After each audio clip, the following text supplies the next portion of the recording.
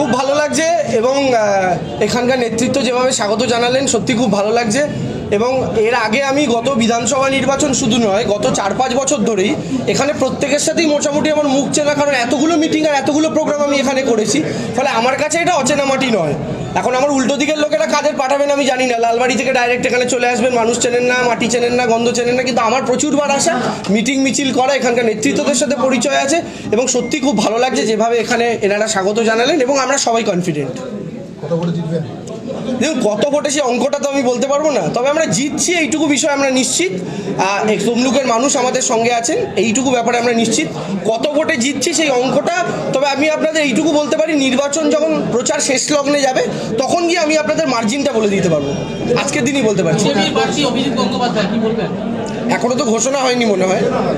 অভিজিৎ গঙ্গোপাধ্যায় যদি প্রার্থী হন ভালো, আমি স্বাগত জানাচ্ছি, আমার উল্টো দিকে সমস্ত প্রতিদ্বন্দ্বীকে স্বাগত জানাই। কিন্তু আমার কথা হচ্ছে, এতদিন বিচার ব্যবস্থার সাথে যুক্ত থাকলেন, হঠাৎ করে মুড চেঞ্জ হলো, পলিটিক্সে ঢুকে গেলেন। ধরুন এলাকার মানুষ ভোট দিয়ে তাকে এমপি বানিয়ে দিল, তার যে আবার দুদিন পর মুড চেঞ্জ হয়ে তিনি বলবেন না না বাবা রাজনীতি আমি আর করবো না, তখন এলাকার মানুষ কপাল চাপড়াবে বসে বসে। এই রকম রিস্ক এলাকার মানুষ নেবেন না। আর একটা জিনিস আমি জানি, দেখুন একজন, আমি তো মোটামুটি এই প্রজন্মের একজন, মোটামুটি 30-এর নিচেই আমার বয়সটা, এই প্রজন্মের একজনকে দলনেত্রী প্রার্থী করেছেন, অভিষেক বন্দ্যোপাধ্যায় প্রার্থী করেছেন একটাই কারণে, কারণ অনেক দৌড়তে হবে আমাদের, দৌড়ে গোটা তমলুকের এলাকা মহিষাদল থেকে ময়না সবার পাশে দাঁড়াতে হবে। এখন আমার একটাই বক্তব্য, একজন 60 বছরের লোক দৌড়বেন, একটা 28 বছরের ছেলে আমিও দৌড়বো, মানুষের পাশে 5টা বছরে দৌড়তে কিন্তু আমার একটু সুবিধাই হবে বেশি।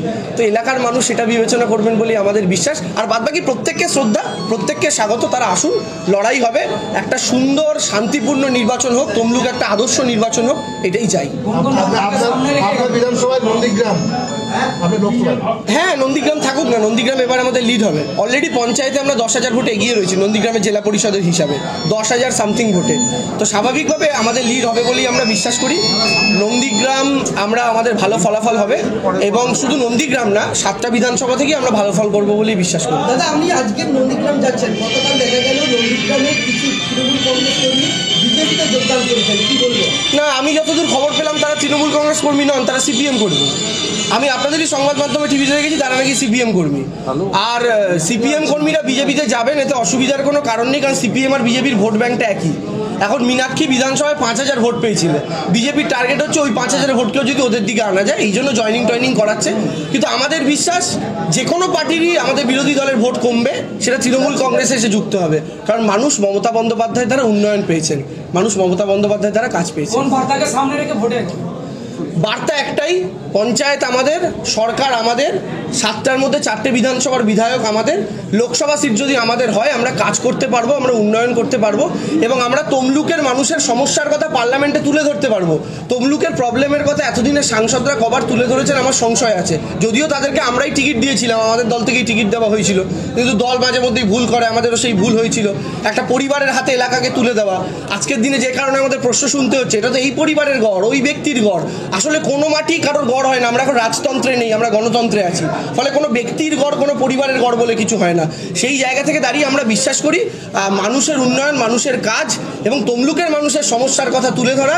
আমরা চাই আগামী 5 বছর পর আমরা জেতার পর আমাদের টার্গেট, তমলুকের প্রত্যেকটা মানুষের মুখে যেন আগামী 5 বছর পরে হাসি থাকে, এটা আমাদের মূল লক্ষ্য। আর বাদবাকি কি করবো আমরা না করবো সবটাই মানুষের সামনে ধীরে ধীরে তুলে ধরবো। লোকসভা ভোটে বিরোধীরা কিন্তু প্রচার করবে, আপনাদের বহু নেতা মন্ত্রী এখনো জেলে আছে, ইডি সিবিআই হাতে, এই প্রচারে কি কোনো কোথাও অস্বস্তিতে পড়বে? দেখুন, আমাদের নেতা মন্ত্রীরা জেলে আছে কারণ আমরা তৃণমূল কংগ্রেস করি, আর শুভেন্দু জেলে নেই কারণ বিজেপি করে। সোজা হিসাব, শুভেন্দু যদি আজকে বিজেপি না করতো জেলে থাকতো। এই শুভেন্দু অধিকারী কদিন আগে বলেছিলেন তাপস রায় নাকি মিউনিসিপ্যালিটি স্ক্যামে জড়িত, সেই তাপস রায় যখন বিজেপিতে যোগ দিলেন, শুভেন্দুবাবু হয়েছে সজ্জন ব্যক্তি।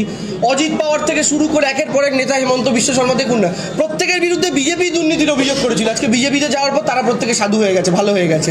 তো আমাদের বক্তব্য হচ্ছে, বিজেপি না করার অপরাধে যদি আমাদের 4 জন নেতা জেলে থাকেন, তো আমরা এই জেলে থাকাটাকে আমরা মনে করছি যে স্বাধীনতার পূর্বে ব্রিটিশদের বিরুদ্ধে যারা লড়েছিল তাদের অনেককে জেলে থাকতে হয়েছিল, তা আমরা ওরকমই একটা শক্তির বিরুদ্ধে লড়ছি। হ্যাঁ, আমাদের কোনো নেতা যে কিছু করেননি কথা তো আমরা বলছি না, আমরা দল থেকে যাদের সরিয়েছি তাদের কথাটা বাদ।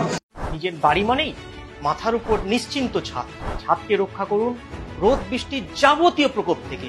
আপনার বাড়ি নতুন হোক বা পুরনো, pen doctor leak guard vaccine, যা প্রিমিয়াম ওয়াটারপ্রুফিং সার্ভিসের মাধ্যমে বহু বছর সুরক্ষিত রাখে আপনার ছাদকে। বিশদে জানতে এখনই ফোন করুন।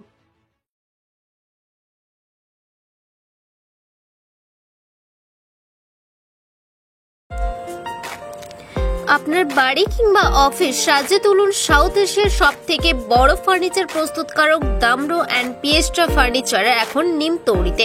অত্যাধুনিক মানের ফার্নিচারের সম্ভার নিয়ে মধ্যবিত্তের নাগালের মধ্যে প্রিমিয়াম কোয়ালিটির ফার্নিচার মানেই দামরো অ্যান্ড পিয়েস্ট্রা। যোগাযোগের ঠিকানা নিমতৌড়ি মেসন স্টোর, ডিএম অফিসের বিপরীতে। কল করুন 7719356412 এই নম্বরে। শর্তাবলী প্রযোজ্য। বন্ধ্যাত্ব কোনো অভিশাপ নয়, এটি চিকিৎসার মাধ্যমে নিরাময় সম্ভব। পূর্ব মেদিনীপুরের সর্বপ্রথম টেস্ট টিউব বেবি সেন্টার এখন তমলুকে। যোগাযোগের ঠিকানা উত্তরণ ইনফার্টিলিটি ক্লিনিক প্রাইভেট লিমিটেড, পদুম বসান, আদি মোহিনী মোহন কাঞ্জিলালের পাশের গলিতে। যোগাযোগ 9679225556 এই নম্বরে। আপনার বাড়ির বাথ ফিটিংস এন্ড স্যানিটারি পছন্দের সেরা ঠিকানা এখন নিমতৌড়ি মেশন স্টোরে। জাকুয়ার অ্যান্ড ইস্কো সাউথ বেঙ্গলের সব থেকে বড় ডিসপ্লে সেন্টার এখন নিমতৌড়িতে।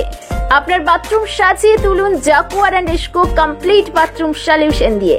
যোগাযোগের ঠিকানা নিমতৌড়ি মেশন স্টোর, ডিএম অফিসের বিপরীতে। কল করুন 7719356412 এই নম্বরে। শর্তাবলী প্রযোজ্য।